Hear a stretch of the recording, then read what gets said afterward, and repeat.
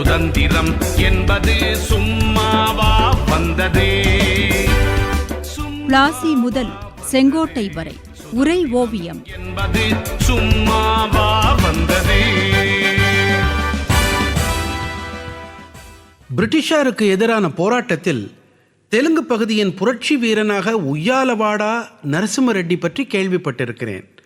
அவரும் கிட்டத்தட்ட நம் பூலித்தேவரை போன்று மற்ற ஜமீன்தார்களையும் சேர்த்து கொண்டு செயல்பட்டாரா தாயே? ஆம் மகனே, நீ கேட்பது சரிதான். என் வீரமைந்தன் பூலித்தேவன் ஆங்கிலேய அடக்குமுறைக்கு எதிராக முதலாக வாளேந்தி போரிட்டவன்.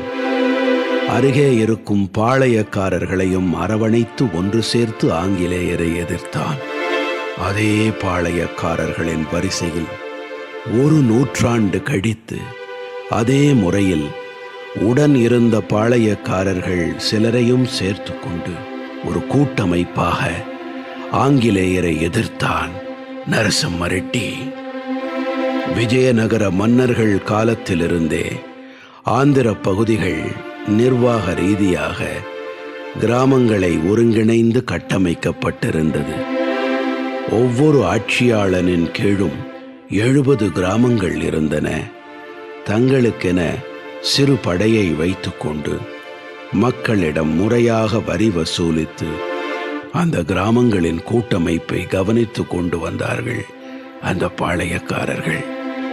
கடப்பாவில் ஜம்மல மடுகு தொடங்கி கர்னூல் பகுதியின் கோயில் குண்ட்லா வரையிலான கிராமங்களை நோசம் பகுதி பாளையக்காரர்கள் ஆட்சி செய்தார்கள். தாமஸ் மன்றோ ஆட்சியராக இருந்தபோது நோசம் பகுதியை முற்றுகையிட்டது கிழக்கிந்திய கம்பெனி படை. அப்போது அதன் ஆட்சியாளனாக இருந்தான் ஜெயராம ரெட்டி. ஆங்கிலேயர்களை எதிர்கொண்டு இறுதியில் தன் ஆட்சி பகுதியை கம்பெனியிடம் இழந்தான். நோசம் ஆங்கிலேயர் வசமானது. கம்பெனி அவனுக்கு மாதந்தோறும் பராமரிப்பு தொகையாக 11 ரூபாய் 10 அணா 8 பைசா கொடுக்க ஏற்பாடு செய்தது. ஜெயராம ரெட்டிக்கு 2 பெண்கள் இருந்தார்கள். அவர்களை திருமணம் செய்து கொண்டிருந்தான். அருகில் உள்ள பாளையக்காரனான உய்யாலவாடா பெத்தமல்ல ரெட்டி. அவனுக்கு 3 மகன்கள். பெத்தமல்ல ரெட்டியின் இளைய மனைவிக்கு பிறந்த ஒரே மகன்தான் நரசிம்ம ரெட்டி. அவன் கர்னூலில் ரூப்னகுடி கிராமத்தில் 1805 பிறந்து உய்யாலவாடாவில் வளர்ந்தான்.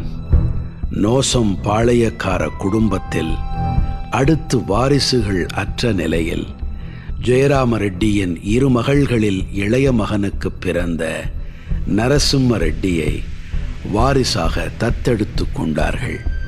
ஆனால் அந்த தத்தெடுத்த காரணத்தை காட்டி குடும்ப பராமரிப்புக்கு அளித்து வந்த தொகையை கம்பெனி நிர்வாகம் நிறுத்தியது.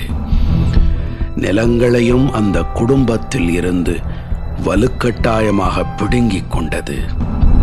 நரசிம்ம ரெட்டி தன் படை வீரர்களை அனுப்பி கம்பெனி கருவூலத்தில் இருந்து பராமரிப்பு தொகையை பெற்று வருமாறு அனுப்பினான்.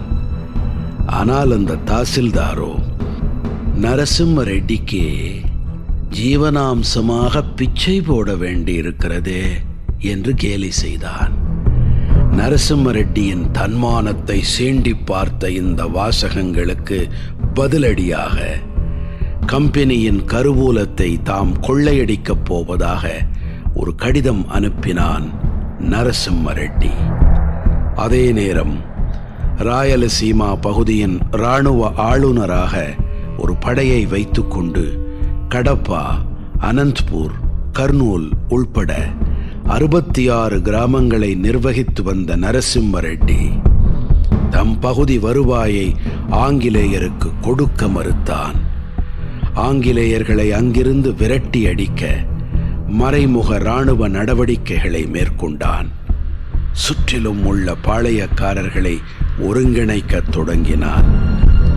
1846 ஜூன் மாதம் 10ஆம் தேதி ஏற்கனவே எச்சரித்திருந்தபடி கோயில் குண்ட்லா கருவூலத்தை கொள்ளையடிக்க முன்னேறிச் சென்றான்.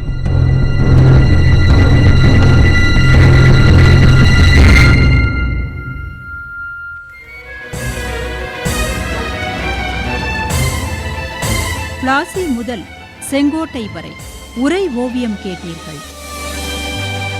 எத்தனை எத்தனை தடியடியை தாங்கினர், எத்தனை எத்தனை செக்கிழுத்து வாடினர். தூக்கு மேடை ஏறி நின்ற காளையர்கள் எத்தனை, தாக்குகின்ற குண்டினாலே உயிரிழந்தோர் எத்தனை. படைப்பு சென்னை வானொலி நிலையம்.